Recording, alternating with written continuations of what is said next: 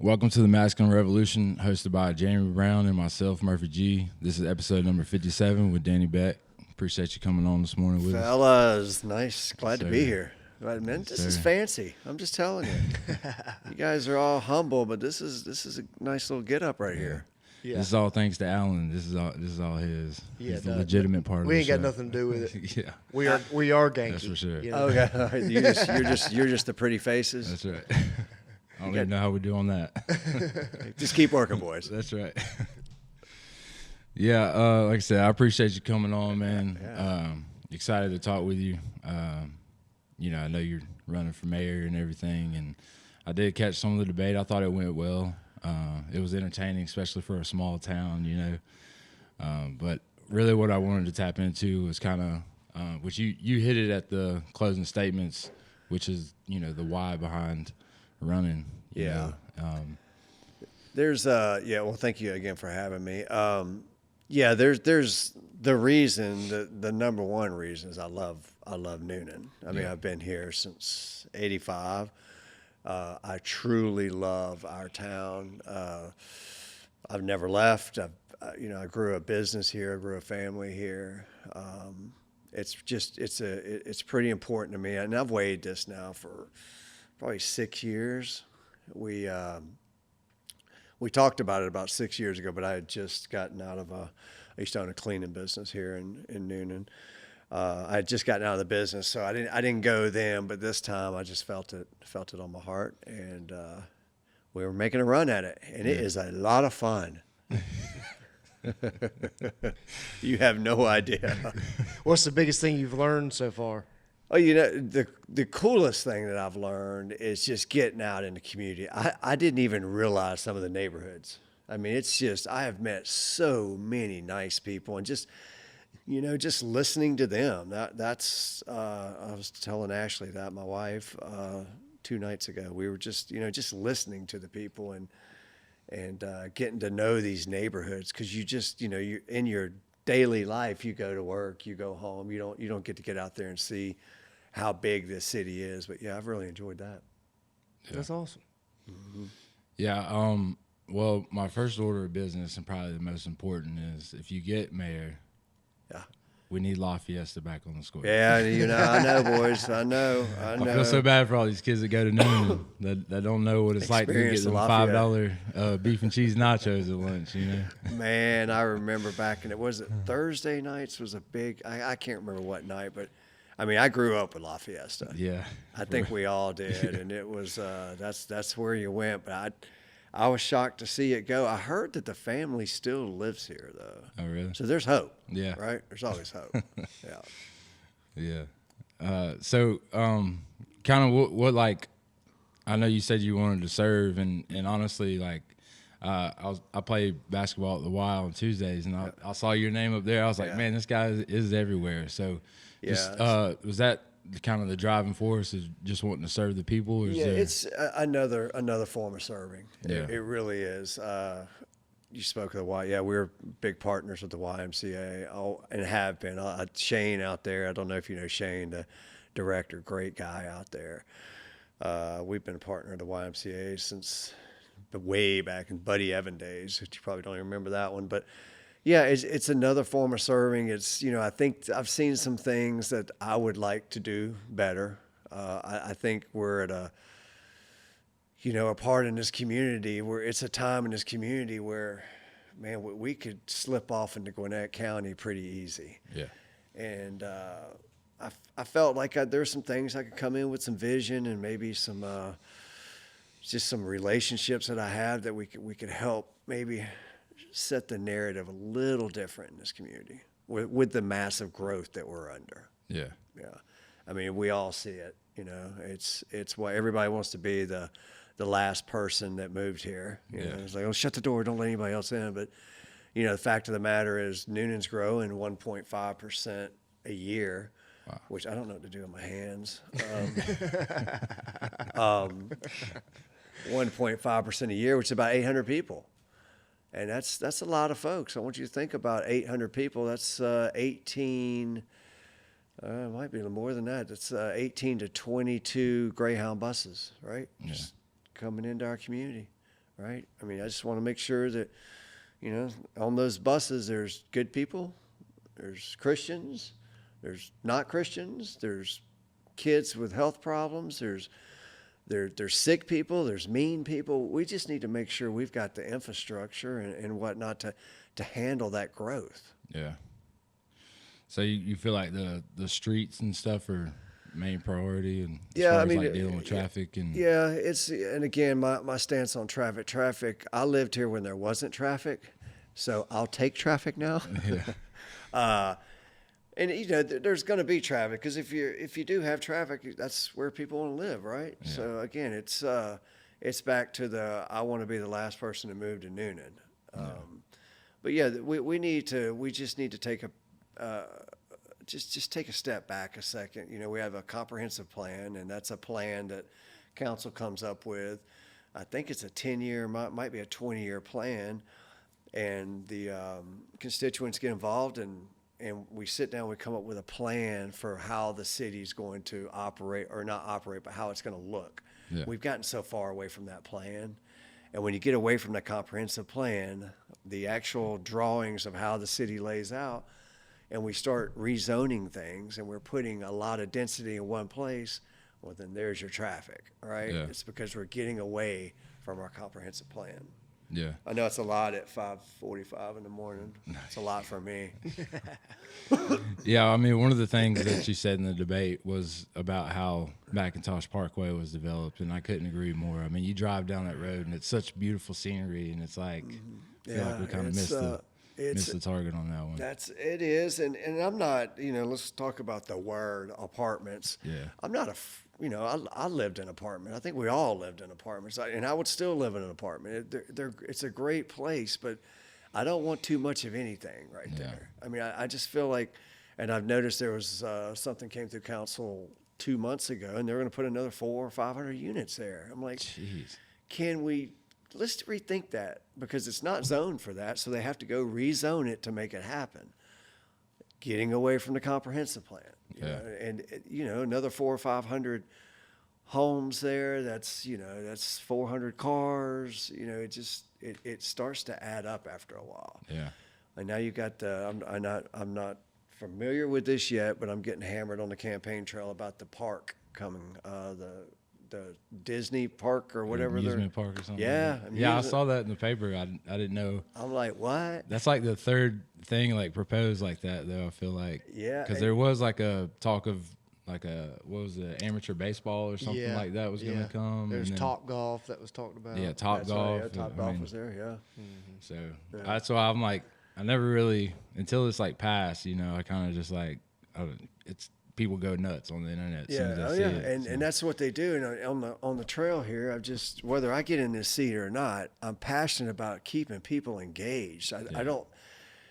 You don't hear about anything until you see the trees get torn down. They're like, well, what's going on? Like, that's set in stone now. Right. I mean, you just got to stay engaged. People really need to pay attention to the council meetings. I mean, your vote really does matter. I mean, council listens to our voters, listens to the citizens of Newnan. So, you know, just stay involved. I know, like, watching the council meetings, it's like, you know, watching paint dry sometimes, and I get it. But, man, we really have to stay engaged as a community if we want to control this growth. Yeah. So you've been here since 1985. Mm-hmm.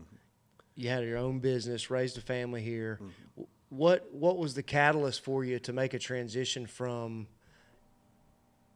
being a successful businessman, raising a family, and then now I'm going into politics? Yeah, and don't worry, my wife and I have talked about that a lot. So, yeah, I like to tell people I like to operate at around 4,000 RPMs. I don't like to go below it. If I go too hard, I get burned out. So I have to keep going. I'm just one of those people in the morning. Now, this is a little too early for me to get going, fellas, but well, good. We're stretching you. Yeah, that's right. Yeah, so today I'll be worn out. But yeah, I like to operate, and I've had some other businesses. Everything's, you know, it goes well, and I just told, you know, my wife, of course, I want to serve. I want to help Newnan. We live downtown. We're here all the time. We're in the community. I've been in the community. I've seen some things that I feel like we're stagnant on, and I said, you know what? Let me throw my name in the ring. The voters vote me in. That's great. If they don't, I tried. Right? Mm-hmm. I just didn't want to sit around and not try. It's been 24 years. Our mayor has run unopposed. Really? Yeah, and I'm like, man, that's not the way we work. You know, this is a democracy, and we somebody needs to step up and run. And I just happened to run this year, and another guy jumped in too. So it's where there's three of us. Yeah. And at the end of the day, it's a plurality vote. There's no runoff, so it's the most votes wins. Really? Yeah. So Keith's been here 32 years. It's time for me. No offense with him, it's time. It's new energy. We need to move to the next phase. Mm-hmm. Yeah, for sure. So relationships are important, and building healthy relationships takes time and is challenging because it's with people, right? When you're asked, like, how do you define relationship? How would you answer that? Man, that's a good one there. I would define a relationship by, that is a good one. You stumped me. Can y'all have AI in here or something? I mean, it's somebody that I know, a relationship would be somebody I trust. I don't like to put myself around me monsters. There's enough of those in the world. I guess I would define it with a good relationship is definitely somebody I trust. Okay. Yeah. So trust is at the foundation of it? I would think so, yeah. How do you think you execute trust in a public position? Transparency. And accountability. I mean, the trust for me, and this is like, I'm gonna go back to when I had the Beck days. We had a cleaning company. We grew from two team members to 1,800 at the end of it. It's a 30-year. But accountability was being in the building after we cleaned it, or being with my team members. Because when you're out in public, you are showing that you are accountable. You're facing the lions or whatever. You're out there. So yeah, trust, being transparent.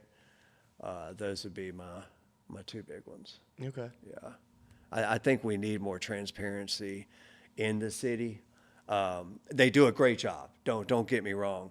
But when I'm out on the trail a lot, it's just people say, well, I didn't know. Now I understand there's some, there's the voters aren't reaching out because they didn't know either. So that's a big one too. So I'd like to bridge that gap, is they do know, where the city is sending out videos and whatnot now of things. And I think they're doing a good job, but I think I can make that a little bit better. Podcast. Podcasts are huge. Let's put a podcast in the city. More videos. So, yeah. Yeah, I think honestly, like that was what I enjoyed about the Skin Edge thing, was the episode that you did with Skin Edge. It's great to hear people on both sides of it, just like kind of laying out the facts, because, this, I'm sure, talking to people, there's chatter about, oh, this person does this and this is going to lead to that. But it's like, what are the actual facts, And that's sometimes the people that are in the position, like Skin Edge or the other guy that you're mentioning, but those are the ones that know the actual facts of it, right. And they're not just going off of shock value or what happened in a different state and stuff like that. It's like, what are the real, what's the real in the deals and stuff like that. So I like the fact that you did that. And I mean, like I said, I hope that continues. I think that's a great idea. And it is, it's just humanizing folks too. Yeah. I mean, we're not robots, these, I get out there, the number one thing with politicians, you see it and it's like, oh, they're in there, they pad their pockets. I'm just like, so now I've stepped into this, there's some mean people out there. Well, he's in it to pad his pockets. I'm like, I don't know how to, but that just comes with the territory, Well, the commissioners are padding their pockets, the councilmen are padding. That's not the truth. Yeah. That's not the truth. And And when I get that, because we have haters online as well, I will just reach out to them and say, "Hey, can we talk?" Because Right. I don't want you to think that. But usually, accountability, they will not call me back. So it's just. I think we need more transparency. Yeah. Yeah. Yeah, I was having a conversation with somebody, and they were talking about they're and talking about the county and subdivisions and stuff like that, and I'm like, well, I hear you on the commissioners, but I'm like, what about the landowners that sold that farmland? Nobody, you're not tearing them a new one. No, I don't. They had that property for all those years, and they sold it to the developer. Yeah. So I mean, it's funny when you bring that up to folks. They're, oh, well, I wouldn't sell. I was like, okay, all right, you wouldn't sell. I mean, I totally get you. You have a corner lot, say you're going to sell it for $1 million. Well, the developer comes in and goes, well, that's a pretty corner lot, but what I'd like to do is have it rezoned and add more density in there. So now your $1 million lot becomes $2.5 million. And what's the person going to say? Yeah, let's go get it rezoned, man. Right. So it's on both sides. I mean, it's just, again, it's going to take a village. It really is. People have to get involved. And the growth right now, if you're not paying attention, we will be Gwinnett County before you know it. Yeah, for sure. And I just hate to say that, but that's the truth. It is coming so fast. The developers are in North Atlanta. It's almost developed out. They will tell you this. Where are they going to come? They're coming south. And some of them come with some great products, don't get me wrong. But some of it's just mediocre. Yeah. Just getting by, and I'm not a getting by kind of person. I'm going to aim higher. Each time I'm going to aim higher and higher. For sure. Yeah. Yeah, we definitely see the growth. I mean, I work for him and with the construction business, and we literally stay around Coweta and Fayette, and that's just due to the growth. I mean, people are always, companies are moving down, building buildings. I mean, it's happening. So, I think the right thing is there has to be some balance to it, right. But you can't stop the growth. It's coming. You're not going to stop it. I want to be the last person in Newnan. I'm sorry, there's somebody else coming too. So, it's tough. Balanced growth. I don't want too much of anything. Yeah. Right? I mean, apartments, again, they're great, but once we've out of zoning for them, let's go focus on something different. Yeah. Right? And instead of just let's rezone. You don't see Peachtree City doing that. Yeah. There's no apartments over there, right? Well, we're having all of them. So what happens when Peachtree City builds them? Right. Now we're fighting to put humans in apartments, and that's not a good thing. Yeah. Mm-hmm. How do you from a leadership perspective, how do you bring people together to have an opportunity to develop relationship and build trust? What we're doing right now is perfect. I feel like we do have a gap with our city and our county. I would like to bring that together. I mean, I do know a lot of the commissioners as well. I think that's a healthier government when we are, and I'm not saying we had to be best friends, because we are in the same business. I mean, we're fighting for the same thing the county wants. But we need to sit down and know that the high tide will raise all the boats. So, just sitting down and building relationships. I don't even know if council and